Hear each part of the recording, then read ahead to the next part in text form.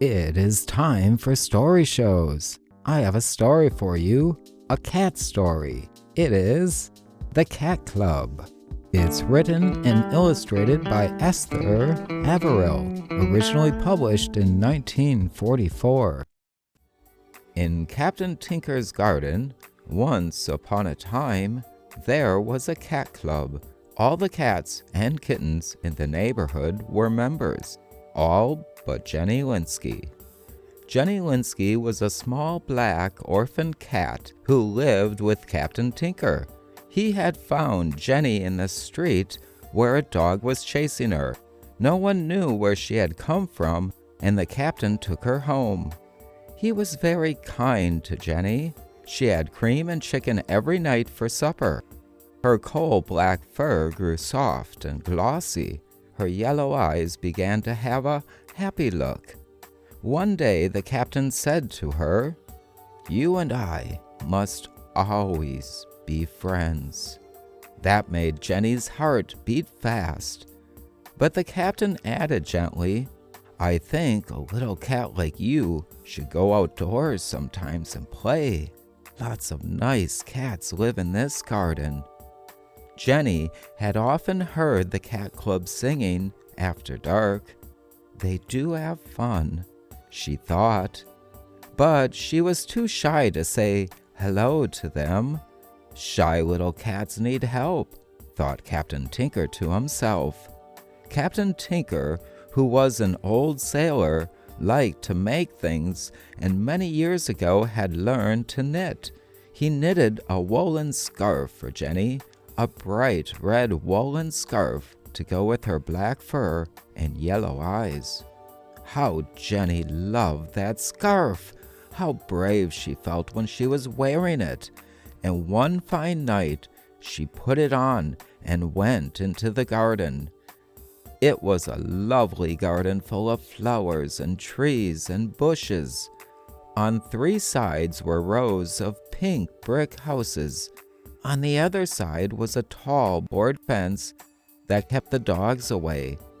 Jenny and the captain lived in the brick house that was covered with ivy. Jenny crept softly through the grass and found a hiding place beneath a rose bush. There she waited for the cat club. She waited a long time. Suddenly, a slim white cat sped through the grass, dashed up the maple tree, and began to sing. This was Concertina, the club secretary. She sang, "Come all ye cats and kittens, with your whiskers and your mittens, come a-runnin' to the cat club jamboree." Mr. President came first. Mr. President was a well-fed cat who always wore a collar with his name and number on a tag. He walked slowly out of his brick house and took his place, the chair, he called it, on the meeting ground beneath the maple tree. Then the others came. They came one by one and 2 by 2 from darkened doorways and over the tall board fence. They formed a circle in front of Mr. President. Concertina in the maple tree gives the signal for the cats to come. Just before their meeting, Mr. President speaks to his young nephew, Junior. The fluffy cat is Butterfly. The twins are Romulus and Remus. The cat jumping over a flower is Macaroni. Solomon, the wise cat who can read, sits on his books and watches the 2 great fighters, Sinbad and the Duke. The 2 cats in earnest conversation are the sweethearts, Annabella and Antonio. Mr. President opened the meeting and spoke a few brief words about a money matter. Afterwards, the club moved to the porch of Concertina's house. Jenny stretched her neck and, peeping through the rose leaves, saw everything that happened. The spotted twins, Romulus and Remus, crawled through the kitchen window and returned with a large paper package. A feast! A fish! Cried all the cats. They tore off the paper and devoured the fish. After they had licked their paws and whiskers, the lovely Persian cat, Butterfly, brought out her nose flute and began to play. The cats sang and danced and joked until the wee small hours when, one by one, the club went home. The last cat to go was Jenny Linsky. She had not dreamed that cats could have such fun. Night after night she crept into the garden and watched the cat club from behind the rose bush. What clever cats they are, sighed Jenny. All of them can do things. Look at Butterfly. She plays a nose flute. Look at Macaroni. He can dance on his hind legs. And what can I do? Poor little Jenny. There was nothing she could do, but she was content to watch the others at their fun and frolic. One night, to her surprise, Romulus and Remus, who were going to the meeting, poked their noses right into the rosebush and cried gaily, "Hi there, sister! You're the new cat, aren't you?" The twins were in such lively spirits that Jenny did not feel afraid. "Yes," she answered, "I am Jenny Linsky." "Well, Jenny, wouldn't you like to join the cat club?" asked the twins. They did not give her time to answer. They whisked her off between them. But when they reached the meeting ground, fear overcame her. All the other cats were there, staring at her with their gleaming eyes, as if to say, "And what can you do, little black cat? What can you do?" This was too much for Jenny. She gave a yowl of terror and fled home. Next morning, Romulus and Remus went to Jenny's house, looked through the garden window and called, "Jenny! Jenny Linsky!" Jenny did not answer. She was lying on a soapbox in the cellar. The twins had come to cheer her up, and they went away discouraged. In the afternoon, the Persian cat, the lovely one named Butterfly, pressed her silky face against the window pane and called, "Jenny! Jenny Linsky!" Jenny Linsky did not answer. She was still lying on the soapbox in the cellar. Butterfly, too, went off discouraged. In the evening, the entire cat club, singing loudly, trooped through the garden on their way to Jenny's house. Mr. President came first. Behind him walked Butterfly, playing her nose flute. Concertina followed. She had a high soprano voice and led the singing. And behind her, one by one or two by two, the singers marched.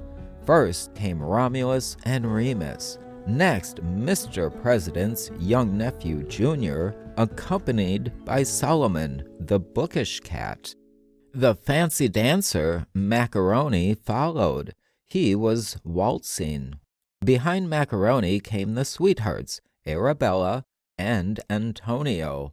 Lastly marched the two great fighters, Sinbad and the Duke. All of them were singing. Meow and a purr, we want her, Jenny, Jenny, Jenny.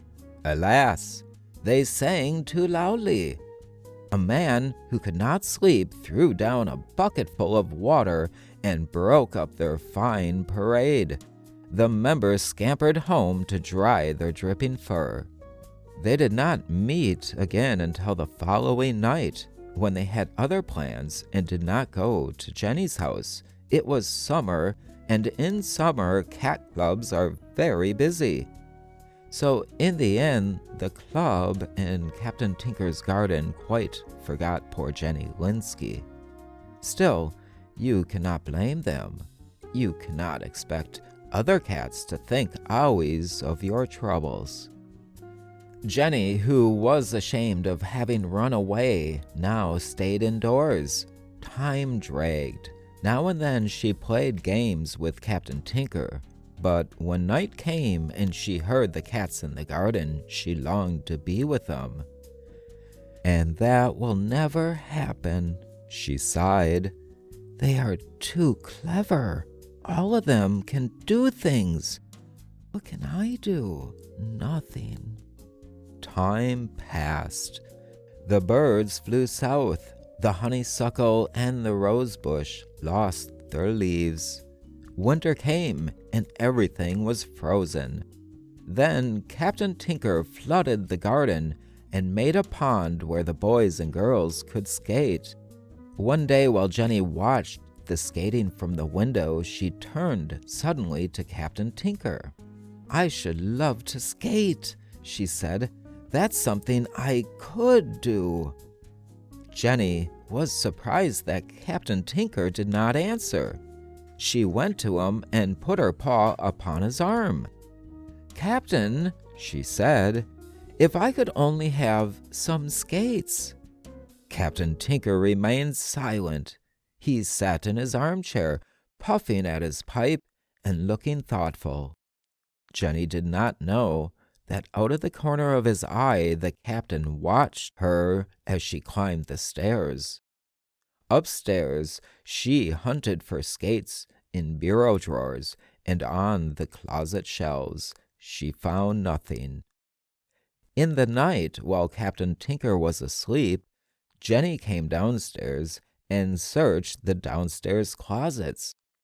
She ransacked the drawer where Captain Tinker kept his fishing tackle.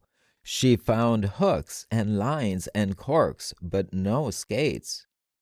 In November it snowed, the first snowstorm Jenny had ever seen.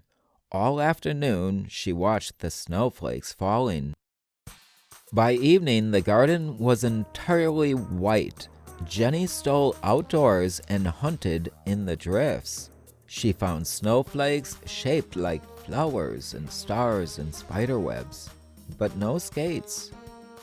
"I'm glad Jenny has gone outdoors at last," thought Captain Tinker. "Now we shall see what we shall see." Bright and early the following day, the captain went to his workshop in the cellar. He closed the door behind him and would not let Jenny in. All morning she could hear him tapping with his hammer. The mysterious hammering and tapping went on for many days. On Christmas Eve, Captain Tinker came upstairs with something in his pocket. Jenny watched him as he lit the Christmas candle and pulled back the curtain. "The stars are out," said Captain Tinker, looking at the sky. As he said it, he took out of his pocket 4 little. Could they be real? Jenny stared. She reached out and touched them, oh so gently, with her paw. They were real, and they were silver, and they had sharp, shiny blades. "Ice skates," she whispered. "Silver ice skates. Oh, Captain!" The captain strapped the skates on Jenny's paws. They fitted exactly. Her ankles wobbled for a moment. Then she felt quite steady. Captain Tinker tied her scarf, and she went into the garden. At the pond, she hesitated. Which paw goes first? She wondered. She struck forth on her right front paw and glided. Then, with her left hind paw, she gave a shove and glided further. She began to skim across the ice. It was a pretty sight to see her skating with her red muffler streaming and her bright skates flashing in the moonlight. She cut figure eights and flowers and stars. The cat club saw her. They were at the other end of the pond and had been singing Christmas carols. Their mouths hung open and their bulging eyes were fixed on Jenny Linsky. No one in the club had ever seen a cat skate. Suddenly, Romulus and Remus cried, "Jenny! Jenny Linsky!" And all the others cried, Jenny Linsky! She glided toward them. Romulus and Remus dashed to meet her, and before she knew it, she was standing in front of Mr. President. Mr. President, said Romulus and Remus, we hope that this black cat, a friend of ours, will now be asked to join the club. Mr. President looked with his beady eyes. What is your name? He asked. Jenny Linsky, she replied. Where do you live? In Captain Tinker's house. Can you do anything? Asked Mr. President. I can skate, said Jenny proudly. Yippity, yippity, yip, yip, yip, cried all the cats.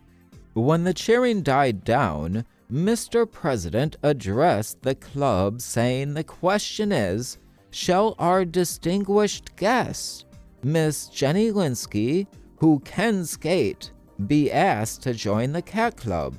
All cats in favor raise a right front paw. Every member raised a right front paw. All cats opposed, kick a left hind leg. No one kicked a left hind leg. 2 cats went into the bushes to count the votes. They came back quickly and whispered in Mr. President's ear. Mr. President, satisfied, he turned to Jenny. Miss Jenny Linsky, said Mr. President, the votes have been counted. I have the noble honor to inform you that you are a member of the Cat Club. Mr. President, said Jenny in a high, clear voice, and you, my trusty friends, I thank you. Jenny could have made a longer speech, but the Cat Club crowded around her, hoping for a chance to touch the silver skates. And that is the end of our story, The Cat Club, starring Miss Jenny Linsky. One of my favorite stories. Hope you also enjoyed that. I know it's lengthy and not a lot of pictures. So the few that made it, I appreciate you. Thank you for spending some of your time here with me. That's very awesome. Peace be harmony. I am out.